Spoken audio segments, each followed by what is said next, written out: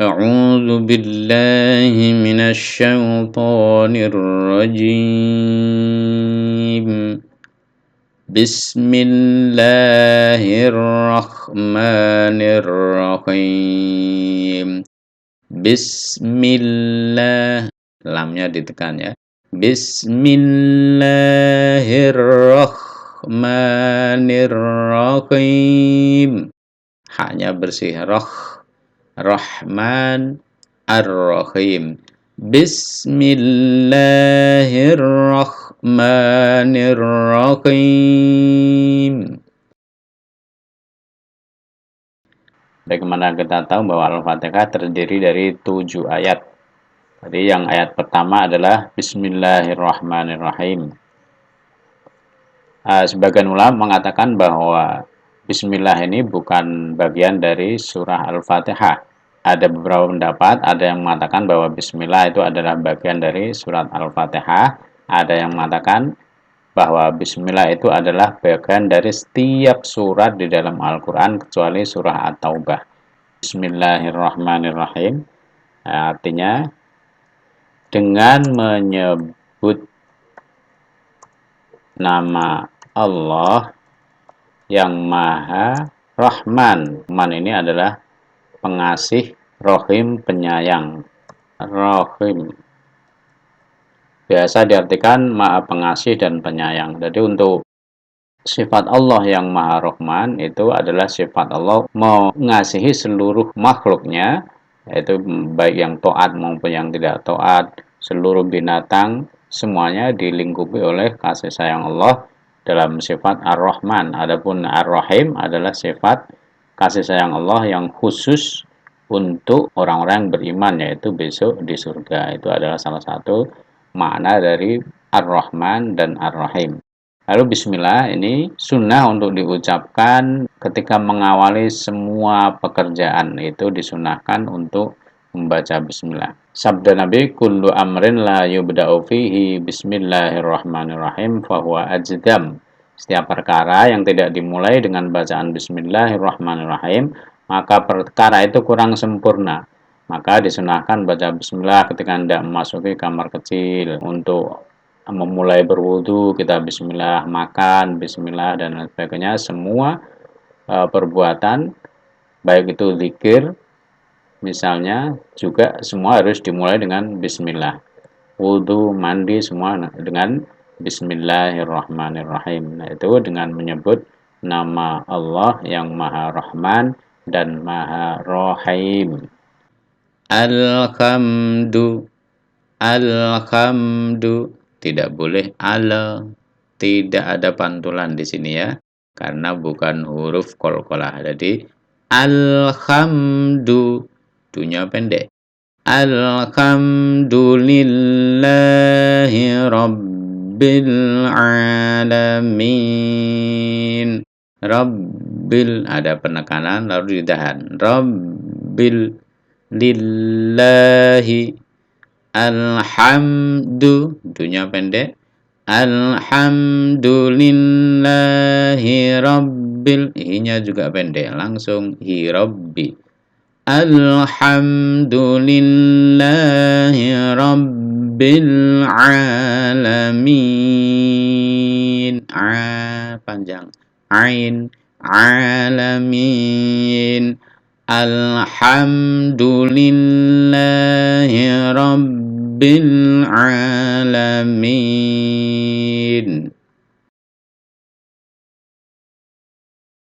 Alhamdulillahi rabbil alamin. Segala puji. Al itu bermakna seluruh. Segala puji milik Allah. Hanya milik Allah subhanahu wa ta'ala. Rabbil alamin siapa Allah? Yaitu Tuhan, pengatur, pencipta semesta alam, alam semesta. Segala puji milik Allah, Tuhan semesta alam. Melalui ayat ini, ayat kedua dari surah Al-Fatihah, Allah mengajarkan kepada kita untuk bersyukur. Cara bersyukur yaitu dengan mengucapkan Alhamdulillahi Rabbil Alamin. Segala puji milik Allah, Tuhan semesta alam. Diriwayatkan bahwa Ibnu Abbas pernah mengatakan alhamdulillah, bahwa lafal alhamdulillah adalah kalimat syukur. Apabila seorang hamba mengucapkan alhamdulillah, maka Allah Subhanahu wa taala berfirman, hambaku telah bersyukur kepadaku. Jadi Allah mendengar apa yang kita ucapkan dan memuji dan menyebut-nyebut kita yang telah memujinya dengan mengatakan, oh ini hambaku telah bersyukur kepadaku. Jadi kalau kita 17 kali mengucapkan surah Al-Fatihah, berarti 17 kali itu pula Allah menjawab apa yang sudah kita ucapkan, yaitu alhamdulillah, Allah mengucapkan, oh ini hambaku memuji aku. Nah, kalau tadi bismillah kita gunakan untuk mengawali seluruh aktivitas, maka alhamdulillah digunakan untuk menyudahi segala amal, segala perbuatan. Habis makan, alhamdulillah, bangun tidur, alhamdulillah. Jadi semua diucapkan dalam rangka mensyukuri nikmat Allah. Kita tidak bisa menggerakkan apapun dari tubuh kita kecuali atas izin Allah Subhanahu wa ta'ala. Nabi Shallallahu Alaihi Wasallam pernah bersabda, "Idza qultal alhamdulillahirabbil alamin, faqad syakartallaha fazadaka." Nah, kamu mau mengucapkan alhamdulillahirabbil alamin, berarti engkau telah bersyukur pada Allah dan Dia niscaya akan menambahkan nikmatnya kepadamu. Lalu kata Rabbil Alamin, pemilik. Rabb itu artinya pemilik, al-alamin semua alam. Jadi pemilik semua dunia ini adalah Allah. Dunia usaha, dunia bisnis, dunia hewan, dunia jin, dunia alam jin, alam malaikat, semuanya dimiliki oleh Allah Subhanahu wa taala. Rabb. Kalau di dalam bahasa Arab ada Rabbud Dar, berarti pemilik rumah. Rabbul Alamin, pemilik alam semesta. Jadi yang menguasai, yang menciptakan, yang memelihara, memberi makan, menghidupkan, mematikan. Rabbi ini juga artinya pemelihara. Alam jagat raya ini di bawah naungan dan pemeliharaan Allah. Tafsir dari alamin, seluruh alam, menurut Qatadah adalah setiap jenis alam. Beberapa ulama yang lain seperti Zaid bin Aslam bahwa mengatakan bahwa yang dinamakan alam itu adalah yang bernyawa dan berkembang biak. Kalau di sini biasanya ditafsirkan sebagai jin dan manusia. Rabbil alamin, alam jin dan alam manusia. Ar-Rahmanir Rahim. Bersih. Ar-Rahmanir Rahim.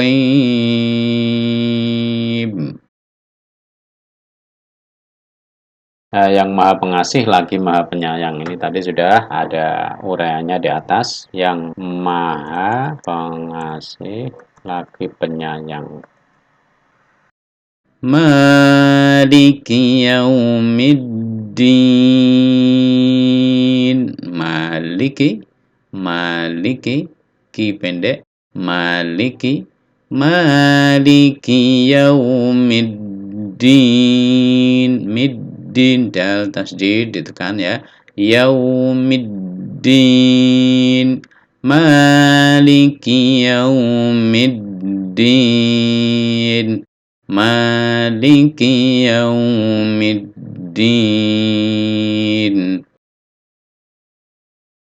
Maliki yaumiddin, yang menguasai, yang merajai, menguasai maliki yaumiddin, menguasai hari kiamat atau hari pembalasan. Jadi kalau di dunia, kekuasaan Allah dititipkan kepada para raja, para penguasa, presiden, semua adalah diberi kekuasaan oleh Allah Subhanahu wa taala. Adapun besok dari kiamat, tidak ada yang berkuasa sama sekali kecuali Allah. Bahkan tidak ada yang berani berkata-kata selain Allah. Menunduk, semuanya tunduk kepada Allah Subhanahu wa taala. Ketika semua makhluk sudah dimatikan, tinggal Allah sendiri. Dialah Al-Malik, Raja, Al-Hakku yang sebenarnya. Kemudian Allah menghidupkan para malaikat, menghidupkan Nabi Muhammad, lalu menghidupkan seluruh makhluk yang pernah hidup. Disitulah Allah menunjukkan kekuasaannya sebagai Maliki Yaumiddin, penguasa hari pembalasan. Pada ayat kedua tadi, Alhamdulillahi Rabbil Alamin, Allah mengajarkan kepada kita untuk bersyukur kepada Tuhan semesta alam yang memiliki seluruh alam ini, seluruh jagat raya ini. Nah, kemudian pada hari kiamat nanti, seluruh jagat raya itu akan ditarik, akan dikembalikan kepada pemiliknya, yaitu Allah Subhanahu wa taala. Disitulah nanti Allah Maliki Yaumiddin. Jadi seluruh kekuasaan, seluruh jabatan, seluruh kepemilikan semuanya kembali kepada aslinya, yaitu kepada Allah Subhanahu wa taala. Dalam surah Maryam disebutkan inna nahnu narithul arda wa man 'alaiha wa ilaina yurja'un. Inna nahnu narithu, sesungguhnya kami memiliki bumi dan semua orang-orang yang ada di atasnya, dan hanya kepada kamilah mereka dikembalikan. Jadi Malik itu bisa raja, bisa pemilik, penguasa, artinya sejenis ya. Malik Yaumiddin, pemilik hari pembalasan, atau raja atau penguasa yang menguasai hari pembalasan. Hari pembalasan Yaumuddin, ya hari kiamat itu, semuanya pada waktu itu dikumpulkan di mahsyar, yaitu tempat perkumpulan seluruh umat manusia dari sejak Nabi Adam sampai terakhirnya umat Nabi Muhammad dikumpulkan menghadap pada Allah Subhanahu wa taala. Dan ketika seluruh makhluk berkumpul di hadapan Allah di sebuah padang mahsyar, maka pada surat Toha disebutkan wa khasya'atil aswatu lirrahmani fala tasma'u illa hamsa, dan merendahlah semua suara kepada Tuhan yang Maha Pemurah. Daripada barang itu tidak ada yang bersuara, tidak ada yang bersuara kecuali cuma bisik-bisik saja. Dalam surat yang lain, yauma ya'ti la takallamu nafsun illa bi'idnih wa minhum syaqiyyun wa sa'id. Dikala datang hari itu, tidak ada seorang pun yang berbicara melainkan dengan izinnya.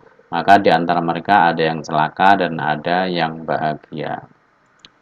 Imam Ad-Dhahhak mengatakan dari Ibnu Abbas bahwa makna Maliki Yaumiddin artinya tidak ada seorang pun di hadapan Allah yang memiliki kekuasaan seperti halnya di saat mereka raja-raja tersebut masih hidup di dunia. Jadi tidak ada yang memiliki kekuasaan kecuali Allah Subhanahu wa taala. Karena di situ Allah yang berkuasa, Allah yang mengatur, Allah yang menguasai seluruh proses pada hari kiamat tersebut, maka semuanya tunduk.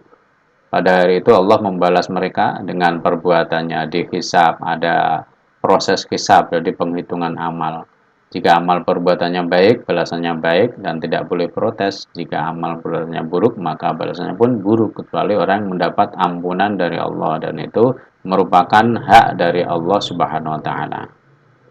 Iyyaka na'budu wa iyyaka nasta'in. Iyyaka, ada tasdid ya, ditekan lalu dipanjangkan, ditahan. Iyyaka, iyyaka, kaf pendek. Iyyaka na'budu, du juga pendek. Iyyaka na'budu wa iyyaka nasta'in. Ain ta'in. Iyyaka, ka langsung na'budu, du pendek langsung wa. Na'budu wa iyyaka, ka pendek lagi langsung nas. Wa iyyaka nasta'in. Iyyaka na'budu wa iyyaka nasta'in.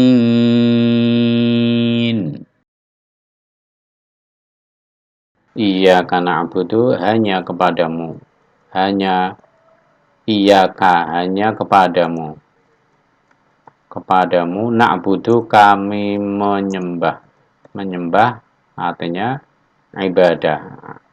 Ibadah artinya mengabdi. Jadi abdi, hamba, itu dari kata-kata abada, abdun, abdun hamba atau budak. Menyembah, mengabdi, beribadah. Ibadah dari kata-kata abada, ya butuh, hanya kepadamu kami mengabdi, kami menyembah, kami beribadah. Wa iyyaka, dan hanya kepadamu, dan hanya kepadamu kami memohon pertolongan, memohon ma'unah. Kepadamu kami minta pertolongan. Iyyaka ditaruh di depan. Ini maknanya apa? Menunjukkan hanya Iyyaka, kepadamu kami menyembah, artinya hanya kepadamu kami menyembah, wa iyyaka, dan hanya kepadamu kami mohon pertolongan. Jadi setelah ayat 1 kita memuji Allah ayat 1 sampai 4 ya. Kita memuji Allah, kemudian pada ayat kelima ini kita mengatakan kepada Allah seolah-olah kita berada di hadapan Allah, kita dekat dengan Allah, kita hadir di hadapan Allah dan mengatakan iyyaka na'budu, ya Allah, hanya Engkau yang kami sembah, wa iyyaka nasta'in, dan hanya kepadamu kami mohon pertolongan. Ihdinas syiratal mustaqim. Ihdinas syiratal mustaqim. Mustaqim, qaf. Ihdinas syiratal mustaqim. Syirata, ihdinas syiratal mustaqim.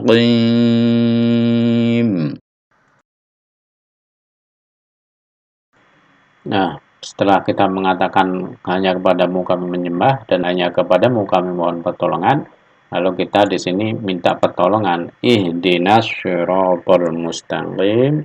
Tunjukkan kepada kami, berilah hidayah, tunjukilah kami syirat, jalan al-mustaqim, yang lurus. Jadi di sini kita langsung memohon kepada Allah untuk ditunjukkan dan diberi kekuatan untuk melaksanakan, untuk meniti jalan yang lurus tersebut. Syiratal ladzina an'amta 'alaihim. Ini boleh berhenti di sini. Syiratal ladzina, ada tasdid ya, ditekan, ditahan. Syiratal ladzina, na pendek, na langsung a. Na'an. Syiratal ladzina an'amta. An'amta. An biasa, a, i, u, lalu ini ain, amta. An'amta. Tanya pendek langsung a. An'amta 'alaihim. An'amta 'alaihim. Syiratal ladzina an'amta 'alaihim ghairil maghdubi. Tidak boleh mantul. Nah, itu keliru kalau begitu, karena ini bukan huruf qalqalah. Ghairil maghdubi. Jangan maghdubi. Jadi jangan mantul ya. Ghairil maghdubi. B pendek. Ghairil maghdubi 'alaihim waladdallin.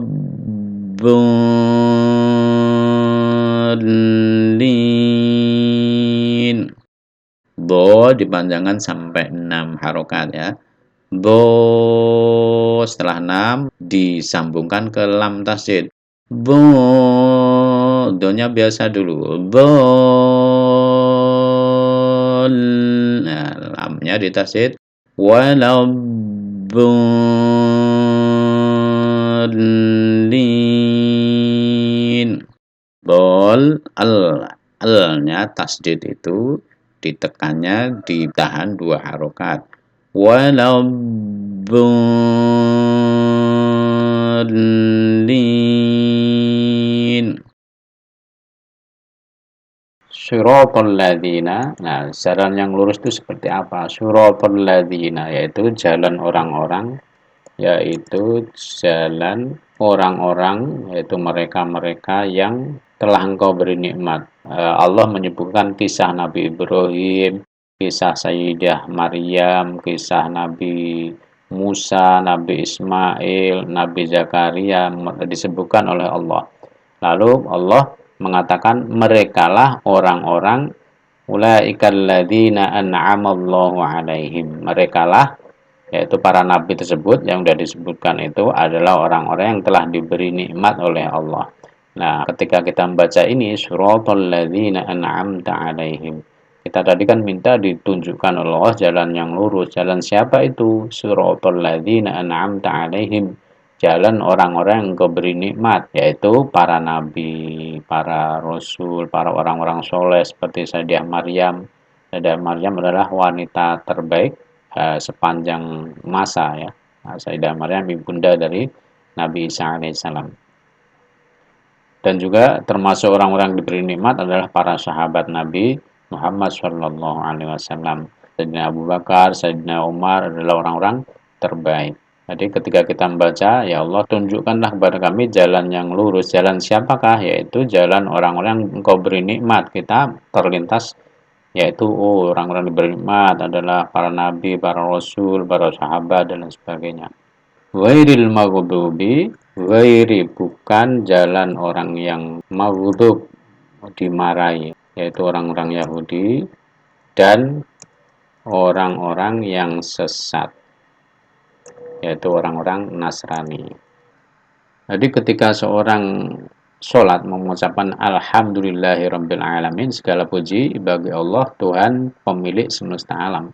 Allah berkata, Hamidani abdi, lah inilah hambaku, dia sudah memujiku. Lalu ketika kita mengucapkan Ar-Rahmanur Rahim, Allah yang maha pengasih lagi maha penyayang, Allah juga menjawab, Athna alayya abdi, hambaku telah menyanjungku. Kita berkeyakinan Allah melihat kita dan menjawab apa yang kita ucapkan di dalam surat Al-Fatihah ini. Kemudian ketika kita mengucapkan Maliki Yaumiddin, Allah engkau adalah Maliki Yaumiddin, penguasa tunggal pada hari kiamat. Allah juga menjawab Majjadani abdi, Majjadani abdi, oh ini hambaku menyanjungku. Lalu seterusnya iyyaka na'budu wa iyyaka nasta'in. Ketika kita mengucapkan iyyaka na'budu, hanya kepadamu ya Allah kami beribadah, kami mengabdi beribadah, kami menyembah, wa iyyaka nasta'in, dan hanya kepadamu kami mohon pertolongan. Apa jawaban Allah?